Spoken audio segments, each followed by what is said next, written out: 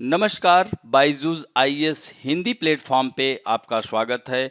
आज हम लोग 19 अक्टूबर 2021 के दैनिक क्विज की चर्चा करेंगे, जो कि आपके आगामी संघ लोक सेवा आयोग की प्रारंभिक परीक्षा के दृष्टिकोण से लाभदायक सिद्ध हो सकती है। तो आइए, पहला प्रश्न है, ध्रुवीय भालू के संदर्भ में निम्नलिखित कथनों पर विचार कीजिए। तो इसमें पहला कथन दिया है, यह एक अति मांसाहारी जानवर है। यह कथन एकदम सत्य है। इसकी आईयूसीएन स्थिति सुभेद्य है, यानी वनरेबल, यह भी कथन सत्य है। ध्रुवीय भालू पेंगुइन को नहीं खाते हैं क्योंकि उनके बीच सहजीवी संबंध होता, ये कथन असत्य हो जाता है। यहाँ पर पहले में ही लिखा हुआ है कि यह अति मांसाहारी जानवर है, अतः 1 और 2 सही है, तो उत्तर बी सही होगा। तो ये ध्रुवीय भालू यहाँ पर आप देख सकते हैं, इंडियन एक्सप्रेस में आई हुई खबर है। पोलर बियर के बारे में देख सकते हैं, यहाँ वनरेबर दिखाया जा रहा है और इसका जो वैज्ञानिक नाम है उर्सुस मारिटिमस। एक भालू है जो आर्कटिक महासागर के आसपास के क्षेत्र में पाया जाता है। यह दुनिया का सबसे बड़ा मांस भक्षी है और सर्वाहारी कोडियक भालू के लगभग समान आकार के साथ यह सबसे बड़ा भालू भी है। अब दूसरे प्रश्न की ओर बढ़ते हैं। किसी राज्य के राज्यपाल के संदर्भ में निम्नलिखित कथनों में से कौन सा से सही है? केंद्र द्वारा राज्य के राज्यपालों की नियुक्ति 1935 के भारत सरकार अधिनियम से उधार ली गई एक विशेषता है, यह कथन असत्य हो जाता है। 2 या 2 से अधिक राज्यों के राज्यपाल के रूप में एक ही व्यक्ति की नियुक्ति को 7वें संविधान संशोधन ने 1956 के तहत पेश किया गया था, यह कथन सत्य है, अतः आंसर केवल बी होगा।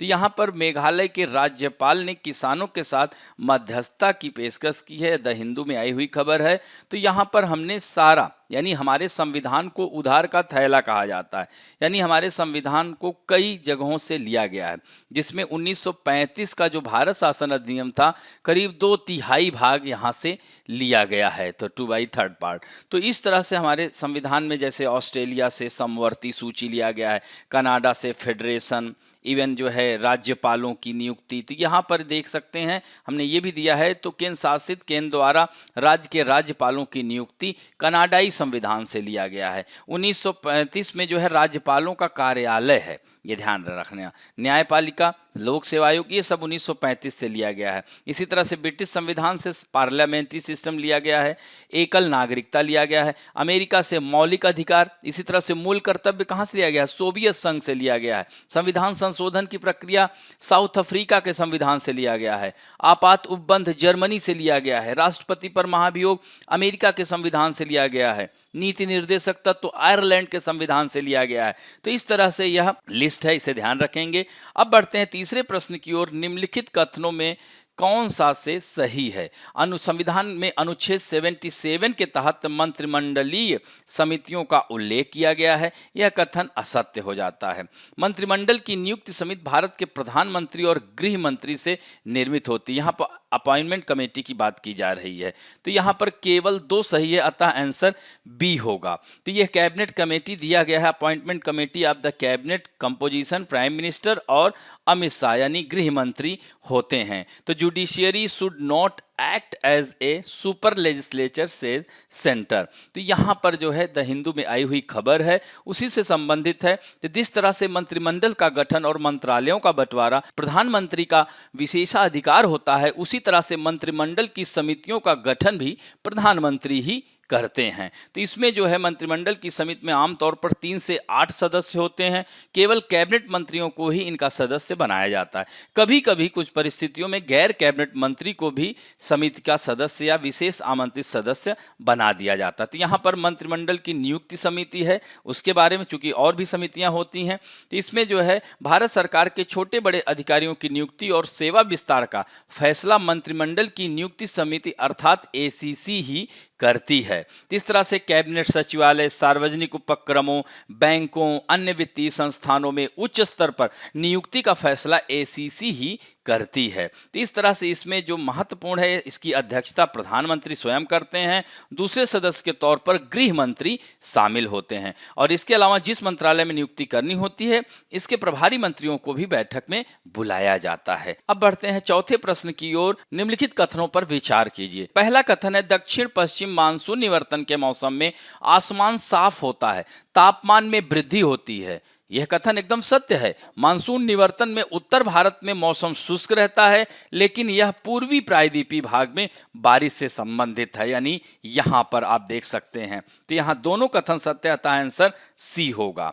तो यह जो है दक्षिण पश्चिम मानसून निवर्तन के मौसम में आसमान साफ रहता है, तापमान करीब 30 से 35 डिग्री सेल्सियस के पास होता है, इसीलिए इसको अक्टूबर हीट के नाम से जाना जाता है। तो अक्टूबर महीने के दौरान मिट्टी और भूमि नम होती है, दिन का मौसम गर्म और आर्द्र होता है और रातें ठंडी होने लगती हैं। इस अवधि के दौरान प्रायद्वीप के पूर्वी तट को कई उष्णकटिबंधीय चक्रवात भी मिलते हैं। तो यह उत्तर पश्चिमी क्षेत्र पर कम दबाव वाले क्षेत्र को कमजोर कर रहा है। निवर्तन एक क्रमिक प्रक्रिया है, लेकिन बस नहीं है। चूंकि मानसून का लौटना यह हर साल यह क्रिया होती है। तो उत्तर भारत में मानसून के निवर्तन का मौसम शुष्क है और पूर्वी प्रायद्वीप में बारिश का है। तो इस तरह से यह इंडियन एक्सप्रेस में आई हुई खबर है, वाई अक्टूबर्स बीन सो रेनी।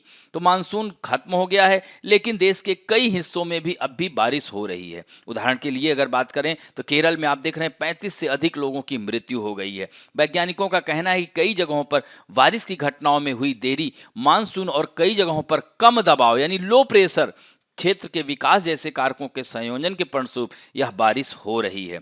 अक्टूबर में बारिश असमान नहीं है, क्योंकि अक्टूबर को संक्रमण के लिए एक महीना माना जाता है, जिसके दौरान दक्षिण पश्चिम मानसून वापस आ जाता है और उत्तरी पूर्वी मानसून को रास्ता देता है, जो मुख्य रूप से पूर्वी हिस्से में दक्षिणी प्रायद्वीप भारत यानी खासकर यह तमिलनाडु वाला क्षेत्र प्रभावित होता है। तो इस तरह से पश्चिमी विक्षोभ जो कि भारत के चरम उत्तरी भागों में स्थानीय मौसम में महत्वपूर्ण हस्तक्षेप शुरू करते हैं, आमतौर पर बारिश या बर्फबारी का कारण बनते हैं। पिछले सप्ताह आपने सुना होगा कि लद्दाख, कश्मीर, उत्तराखंड के ऊंचाई वाले इलाकों में मौसम की पहली बर्फबारी हुई है। तो इस तरह से इन घटनाओं के इसमें स्थानीय कारण भी कह सकते हैं, जिसकी वजह से यह वर्षा हो रही है। अब बढ़ते हैं, संघ लोक सेवा आयोग में आया हुआ प्रश्न है यह 2016 में।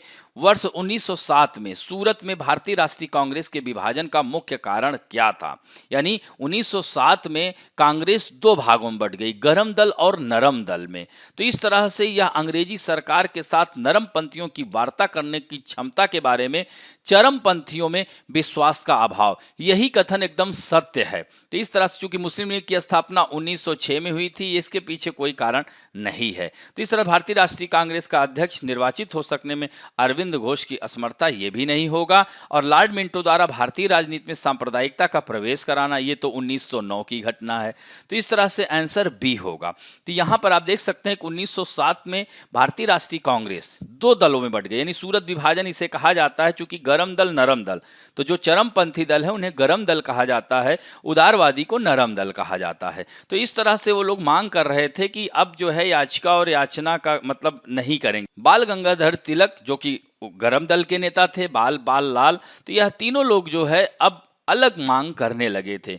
उनका मत था कि स्वदेशी आंदोलन का विस्तार पूरे देश में किया जाए और सभी वर्गों को इसमें सम्मिलित करके राष्ट्रव्यापी आंदोलन आरंभ किया जाए, परंतु उदारवादी इसे बंगाल तक ही सीमित रखना चाहते थे और वो अन्य पक्षों को भी इसमें शामिल करने के पक्षधर नहीं थे। यही कारण है कि इन सब बातों को लेते हुए और 1907 का जो अधिवेशन था, जो गरम दल के नेता थे वो नागपुर में आयोजित करना चाहते थे, बाल गंगाधर तिलक या लाला लाजपत राय को अध्यक्ष बनाना चाहते थे, परंतु नरमपंथी अधिवेशन सूरत में आयोजित कराने को लेकर अड़े रहे और अंत में स्थानीय नेता को अध्यक्ष बनाने से भी उन्होंने इनकार कर दिया और इन्हीं सब कारणों की वजह से कांग्रेस में विभाजन हो गया। इस तरह से रासबिहारी घोष को सूरत अधिवेशन में भारतीय राष्ट्रीय कांग्रेस का अध्यक्ष बनाया गया। अब आज के तथ्य में अर्बन हीट आइलैंड की बात करेंगे। तो यह जो है द हिंदू में आई हुई खबर है, Mumbai lost 40% green cover between 1991 to 2018, यानी 1991 से 2018 के बीच में 40% वन आवरण में कमी आई है। तो यहाँ पर आप देख सकते हैं, पहले अर्बन हीट आइलैंड क्या होता है, यानी शहरी उष्मद्वीप तब होता है जब कोई शहर आसपास के ग्रामीण क्षेत्रों की तुलना में अधिक गर्म तापमान का अनुभव करता है, वह अर्बन हीट आइलैंड कहलाता है। तो अध्ययन में यही पाया गया है कि 1991 से 2018 के बीच मुंबई के 81% खुले क्षेत्र, जिसका 40% हरित आवरण और इसके अपने जल स्रोतों का लगभग 30% हिस्सा खत्म हो गया है। जबकि इसी दौरान जो है विकसित किए गए क्षेत्र में 66% की वृद्धि हुई है। तो इन 27 वर्षों में 2 डिग्री सेल्सियस की वृद्धि हुई है। तो जामिया मिलिया इस्लामिया विश्वविद्यालय नई दिल्ली, उस्मानिया विश्वविद्यालय हैदराबाद, अलीगढ़ मुस्लिम विश्वविद्यालय उत्तर प्रदेश के प्रकृति विज्ञान संकाय के शोधकर्ताओं ने अध्ययन में पाया है कि जिस तरह से शहरीकरण बढ़ रहा है और लैंड के यूज में परिवर्तन हो रहा है, उससे महानगरों के शहर के अंदर का तापमान और तेज होगा। तो आपने देखा कि 1991 से लेकर 2018 के बीच में मुंबई में किस प्रकार परिवर्तन हो रहा है। तो इस तरह से कंक्रीट, स्टील, कांच जैसे निर्माण सामग्री के इस्तेमाल के कारण तापमान में वृद्धि हो रही है। तब इसके लिए क्या किया जाए? तो अर्बन हीट आइलैंड प्रभावों का मुकाबला करने के लिए पक्की संरचनाओं के अनुपात में खुली जगहों का प्रतिशत बढ़ाया जाना चाहिए, वृक्षारोपण किया जाना चाहिए, रूफटॉप गार्डन, हाँ, छतों पर ही वातानुकूलित जो है पेड़ पौधों को लगाना चाहिए। इस तरह की योजनाओं को करने से इस ऊष्मन से यानी यह अर्बन हीट आइलैंड के प्रभाव को कम किया जा सकता है। तो इस तरह से आशा करता हूं कि आज का वीडियो भी आप लोगों को अच्छा लगेगा, और अच्छा लगे तो please like, share, subscribe and bell icon दबाना ना भूलें। धन्यवाद।